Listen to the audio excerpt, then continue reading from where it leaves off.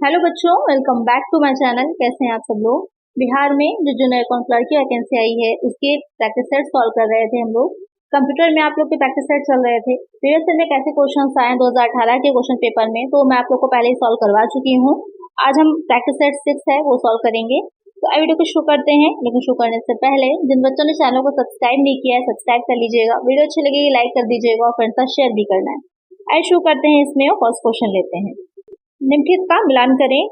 यहाँ पर आपके एक साइड में दे रखा है कि किस तरह के डिवाइस हैं, दूसरे तो आपको बताना है कि ये क्या है। इनपुट डिवाइस है, प्रोसेसिंग है, स्टोरेज है और आउटपुट है। उसी के अकॉर्डिंग आपके आंसर रहेगा। तो यहाँ पर मैचिंग में हमें देखना है कि इनपुट डिवाइस कौन सी होती है, रोम होती है, टच स्क्रीन है, प्रिंटर या फिर फ्लैश मेमोरी है। इनपुट डिवाइस इसमें कौन सी रहती है, यहाँ पर इनपुट डिवाइस हो जाएगी टच स्क्रीन। जो टच स्क्रीन होती है, या आपका उस पर काम कर रहे हैं, आप मोबाइल पे कर रहे हो या आपके पास अगर जो है टैबलेट है, टैब है, तो उसमें आपने देखा होगा टच करते हैं ना, टच करके हम आप इनपुट दे सकते हैं कुछ भी। तो ये हो जाएगा मैच आपका इससे। फिर दूसरा आ जाता है प्रोसेसिंग डिवाइस, जो प्रोसेस करने का काम करती है, वो हो जाएगी रोम। फिर आ जाएगा स्टोरेज, जिसमें हम स्टोर करते हैं, वो हो जाएगी फ्लैश मेमोरी। और आउटपुट डिवाइस क्या हो जाएगी, प्रिंटर हो जाएगी। अब यहाँ पर देख लीजिए ए का क्यू से मैच है, तो यहाँ पर ऑप्शंस में ए का क्यू से होना चाहिए, तो ये वाला तो डी वाला बाहर हो जाएगा और सी वाला बाहर हो जाएगा। अब ए और बी बचेगा आपके पास। तो उसके बाद दूसरा वाला हमारा कौन सा था, प्रोसेसिंग, रोम हो जाएगी, यानी बी का पी हो जाएगा। यहाँ पर बी का एस दे रखा है, तो ये भी बाहर हो जाएगा। तो एक का आंसर क्या हो जाएगा, ऑप्शन बी हो जाएगा। तो ये इस तरह के क्वेश्चंस भी आते हैं और इससे आपके 4 क्वेश्चंस भी बन गए कि अगर लिखा हो कि फ्लैश मेमोरी क्या है, तो क्या है वो स्टोरेज डिवाइस है आपकी। अच्छा, किस तरह की है, प्राइमरी है या सेकेंडरी है, ये आप लोग मुझे कमेंट करिएगा। मैंने बहुत डिटेल में आपको सारी तरह की मेमोरीज के बारे में पढ़ाया था। जो प्रैक्टिस सेट आपके इससे प्रीवियस आए हैं उसमें, अगर आप वो वीडियोस नहीं देखी हैं तो उसकी प्लेलिस्ट चैनल पे अपलोड है। आपको इस वीडियो के डिस्क्रिप्शन में लिंक मिल जाएगा, तो वहाँ पर सारे प्रैक्टिस सेट आप एक साथ देख सकते हैं। तो यहाँ पर एक आंसर हो जाएगा ऑप्शन बी। नेक्स्ट क्वेश्चन है, माइक्रो प्रोग्राम कंट्रोल यूनिट में अनुवर्ती निर्देश शब्दों को डैश में लाया जाता है। Instruction register, transistor, CMOS battery, program counter. Question क्या कह रहा है, जो माइक्रो प्रोग्राम कंट्रोल यूनिट होता है वो क्या करता है, अनुवर्ती जो निर्देश होते हैं जो शब्दों के, उसको किस में लेकर आता है या कहाँ पर ट्रांसफर करता है। इंस्ट्रक्शन रजिस्टर में, ट्रांजिस्टर में, सीमोस में या फिर प्रोग्राम काउंटर में, किस में करता है, वो हो जाएगा इंस्ट्रक्शन रजिस्टर में ट्रांसफर करता है। एक आंसर क्या हो जाएगा, ऑप्शन ए हो जाएगा। इसमें क्या रहता है, ये जो करेंट इंस्ट्रक्शन जो भी होते हैं वो उनको होल्ड करता है और एग्जीक्यूट करने का काम करता है। तो यहाँ पर एक आंसर हो जाएगा ऑप्शन ए। नेक्स्ट क्वेश्चन है, निम्नलिखित में से कौन सा आईओ डिवाइस एक ब्लॉक डिवाइस है। Tape drive, USB port, keyboard, mouse. Question में क्या कह रहा है कि इसमें से कौन सा जो डिवाइस है वो आईओ डिवाइस एक ब्लॉक डिवाइस है, तो कौन सा हो जाएगा। इसमें से जो टेप ड्राइव होता है वो एक आईओ मतलब हो जाता है इनपुट और आउटपुट डिवाइस। ये जो है डिवाइस आपका टेप ड्राइव, वो इनपुट आउटपुट डिवाइस दोनों में आ जाएगा। ये क्या करता है, डेटा को स्टोर करने का काम करता है। यहाँ पर मैग्नेटिक टेप के उससे डेटा को रीड भी किया जा सकता है, राइट भी किया जा सकता है, दोनों ही काम इसमें किए जाते हैं। तो वहाँ पर इसका यूज जो होता है वो आईओ डिवाइस के तौर पर किया जाएगा। तो एक आंसर क्या हो जाएगा, यहाँ पर हमारा ऑप्शन ए हो जाएगा। फिर नेक्स्ट क्वेश्चन है, निम्न में से कौन सा आउटपुट डिवाइस नहीं है। Drum pin, plotter, CRT monitor, earphones या फिर डिजिटल कैमरा। कौन सा आउटपुट डिवाइस नहीं है, ये क्वेश्चन कह रहा है। तो यहाँ पर जो ड्रम पिन या प्लॉटर होता है ये आपका आउटपुट डिवाइस होता है, एयरफोन्स भी होते हैं और सीआरटी मॉनिटर भी होता है। जो डिजिटल कैमरा होता है वो आउटपुट डिवाइस नहीं होगा। एक आंसर क्या हो जाएगा, ऑप्शन डी हो जाएगा। तो इसमें आप जो मॉनिटर है, मॉनिटर के थ्रू तो आप देखते हैं जो प्रोसेस होकर इन्फॉर्मेशन आपको मिलती है वो तो आप देखते ही हैं। प्लॉटर या ड्रम पेन है तो ये भी एक तरह का क्या होता है, प्रिंटर की तरह ही काम करता है। एयरफोन्स, तो एयरफोन से तो आप लोग म्यूजिक है या कुछ भी ऑडियो है वो सुन पाते हैं, तो वो भी आपके क्या है, एक आउटपुट डिवाइस की तरह ही है। लेकिन जो डिजिटल कैमरा होता है ये एक इनपुट डिवाइस होता है, ना कि आउटपुट डिवाइस। चलिए नेक्स्ट क्वेश्चन है, निम्नलिखित में से कौन सा कथन गलत है। रजिस्टर में इंस्ट्रक्शन या स्टोरेज एड्रेस हो सकता है लेकिन डेटा नहीं हो सकता है। कैश मेमोरी बहुत तेजी से कार्य करती है लेकिन इसकी क्षमता कम होती है। रीड ओनली मेमोरी के मेमोरी चिप में बेसिक इनपुट आउटपुट सिस्टम को स्टोर किया जाता है। इनपुट मेमोरी की स्टोरेज क्षमता कम होती है और या परिवर्तनशील होती है। यहाँ पे पूछा कौन सा कथन गलत है, क्या फॉल्स इन्फॉर्मेशन है वो आपको बताना है। तो इसमें जो पहला पॉइंट कहा है कि जो रजिस्टर होता है उसमें इंस्ट्रक्शन या स्टोरेज एड्रेस हो सकता है लेकिन डेटा नहीं हो सकता, तो ये वाला क्या है आपका गलत है, ये वाला पहला पॉइंट ही गलत हो जाता है, इसमें डेटा भी होता है। दूसरा पॉइंट जो है कैश मेमोरी बहुत देर से कार्य करती है लेकिन इसकी क्षमता कम होती है, ये सही हो जाएगा, इसकी क्षमता कम होती है, सबसे फास्टेस्ट मेमोरी कैश मेमोरी ही होती है, लेकिन इसकी क्या होती है कैपेसिटी कम होती है। जो रोम होती है कि मेमोरी चिप में बेसिक इनपुट आउटपुट यानी कि बायोस सिस्टम होता है, स्टोर होता है, ये भी करेक्ट है। इंटरनल मेमोरी की स्टोरेज क्षमता कम होती है और यह परिवर्तनशील होती है, ये भी करेक्ट हो जाएगा। तो पहला पॉइंट है वो क्या है गलत है, तो करेक्ट आंसर क्या हो जाएगा हमारा ऑप्शन ए हो जाएगा। तो रजिस्टर क्या होता है फास्ट मेमोरी होती है, ये इंस्ट्रक्शंस को या डेटा को मेमोरी एड्रेस को रखता है और सीपीयू के साथ द्वारा जब उसको आवश्यकता होती है वो वहां पर यूज किया जा सकता है। तो यहाँ पे जो कह रहे हैं डेटा स्टोर नहीं करता तो गलत हो जाएगा, करेक्ट आंसर हो जाएगा ऑप्शन ए। चलिए नेक्स्ट क्वेश्चन है, यदि हार्ड डिस्क में 4 रिकॉर्डिंग सतहें हैं और हर सतह में 16 ट्रैक हैं जो 8 सेक्टर में विभाजित हैं, तो हार्ड डिस्क में सिलेंडर की संख्या कितनी होगी? 16, 8, 32 या फिर 4। क्वेश्चन यहाँ पे क्या कह रहा है, जो हार्ड डिस्क होती है उसमें 4 रिकॉर्डिंग की सतह हैं और हर सतह में कितने 16 ट्रैक हैं जो कि 8 सेक्टर्स में विभाजित हैं। तो वहां पर पूछ रहा है ये हार्ड डिस्क में सिलेंडर की संख्या कितनी होगी, कितने सिलेंडर होंगे वहां पर, तो उसमें 16 होंगे, 16 होंगे, तो एक आंसर हो जाएगा ऑप्शन ए। तो हार्ड डिस्क क्या होती है कई प्लॉटर से मिलकर के बनती है और इसके अंदर जो प्लॉटर होते हैं में समान दूरी यानी कि सेम डिस्टेंस के एक ट्रैक और सिलेंडर संग्रहित होते हैं। तो अगर 16 उसमें जो है ट्रैक है तो वहां पर 16 ही सिलेंडर भी होंगे, तो एक आंसर इसलिए हो जाएगा ऑप्शन ए। तो नेक्स्ट क्वेश्चन है, कंप्यूटर सॉफ्टवेयर में से त्रुटियों को हटाना कहलाता है interpreting, translating, debugging, compiling. Question क्या कह रहा है, जो कंप्यूटर सॉफ्टवेयर है उसमें जो त्रुटियां हैं यानी कि कोई जो है गलतियां हैं, कुछ एरर्स हैं, उनको हटाना रिमूव करना क्या कहलाता है, उसे कहा जाता है डीबगिंग। कोई भी गड़बड़ी होती है, कुछ इस तरह का फंक्शन ऐसे काम है उसे बग कहते हैं और उसको हटाना डीबगिंग कहलाता है। तो इसका आंसर क्या हो जाएगा ऑप्शन सी हो जाएगा। लेकिन ध्यान रखिएगा सॉफ्टवेयर से, सॉफ्टवेयर की बात जब करेगा तो वहां पर जो त्रुटियां हैं उसको जो है बग कहते हैं, उसको हटाना डीबगिंग कहलाता है। तो यहाँ पर कंपाइलिंग क्या होता है, कंपाइलिंग जो होगा, कंपाइलिंग में जो हाई लेवल लैंग्वेज होती है उसको लो लेवल लैंग्वेज में चेंज किया जाता है यानी कि मशीनी भाषा में बदला जाता है।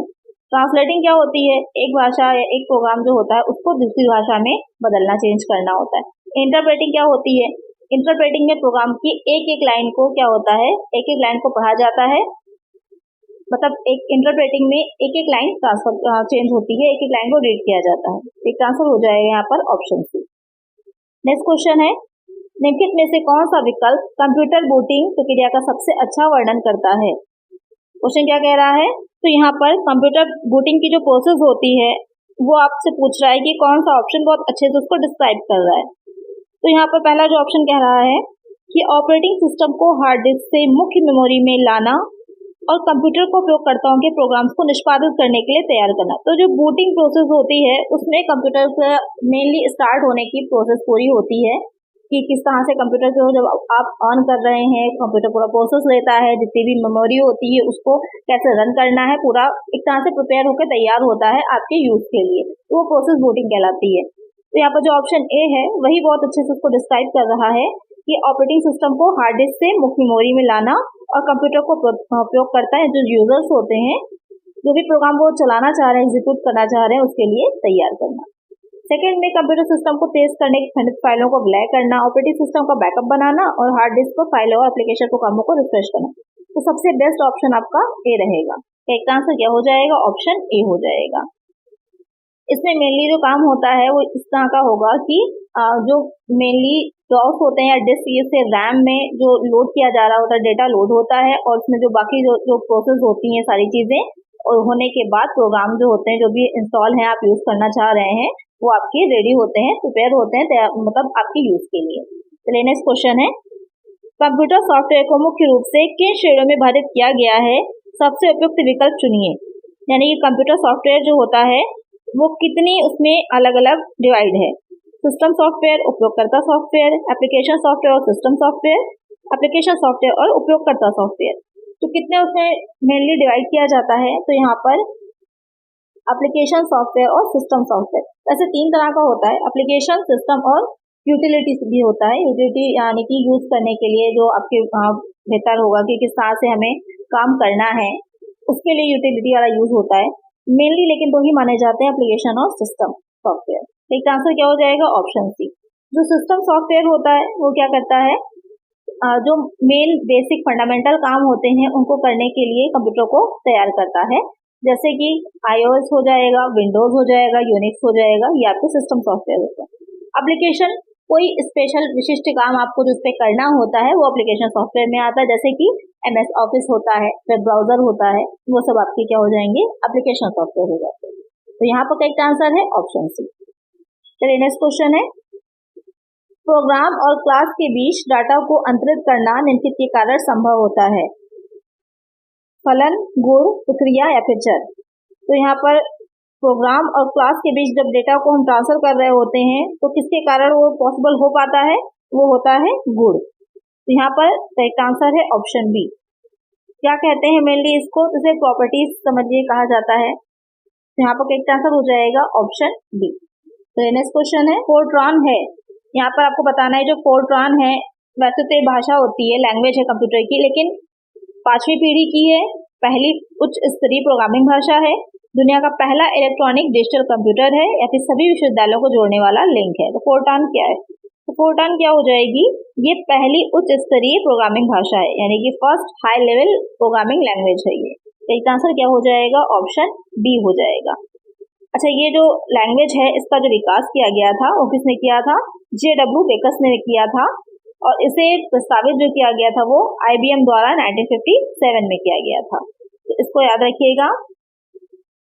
और इसकी अगर हम बात करें कि इसकी फुल फॉर्म क्या होती है, तो फार्मूला ट्रांसलेशन इसकी फुल फॉर्म हो जाएगी। कि फार्मूला ट्रांसलेशन उसी का संक्षिप्त रूप आप देखते हैं, फॉर से फार्मूला हो जाएगा और ट्रांस से आपका ट्रांसलेशन हो जाएगा। संक्षिप्त में उसको ब्रीफ में फोर्ट्रॉन बोला जाता है। एक आंसर क्या हो जाएगा? ऑप्शन बी हो जाएगा। इसकी हेल्प से जो आप बीजगणित है, अलजेब्रा है, उसके जो फॉर्मूलाज होते हैं बहुत इजीली सॉल्व कर सकते हैं। ठीक है, तो करेक्ट आंसर है ऑप्शन बी। नेक्स्ट क्वेश्चन है, निम्नलिखित में से कौन सा माइक्रोसॉफ्ट द्वारा विकसित एक वेब ब्राउजर है?